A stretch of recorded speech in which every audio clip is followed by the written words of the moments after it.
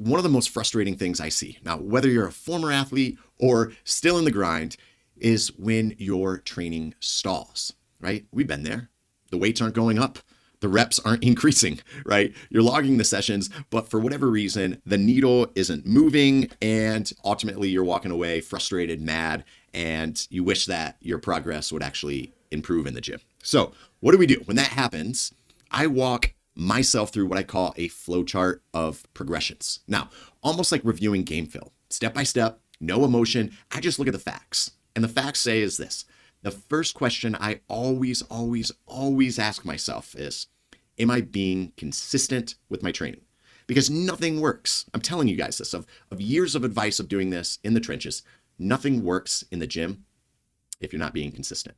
Even the best designed program in the world won't work if you're only doing 60% of the sessions.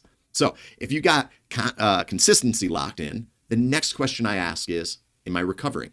Now, a lot of former athletes forget that recovery isn't just about sleep. It's things like nutrition, stress management, hydration, and even how much chaos is going on in your life. Now, back, travel season's coming around, right? I'm thinking basketball on the top of my brain, traveling every weekend. I notice that sometimes I have off weeks where, even myself, I don't bounce back as strong because my recovery wasn't where it needed to be, right? The third question I often ask is, am I training hard enough with enough intensity? And this one stinks. Yeah, being honest, it stinks because a lot of us think that we are training with intensity, but really, we're not, right? We think that we are, but we're not pushing it to the extremes of what we think that we might need to. So when that happens, right, and it often happens, it doesn't mean that you have to crush yourself every session. It just means that you have to push to the edge where adaptation actually happens.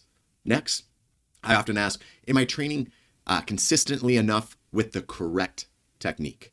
Now, if your form slipped, you're probably leaving strength and potentially safety on the table. And then lastly, in this flow chart of progression, am I progressively overloading?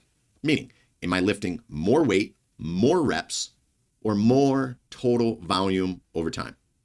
If you've answered yes to every single one of those questions and still nothing is moving, then the answer is usually really simple. You just need to increase your weekly volume by about 20%. And that typically takes care of it.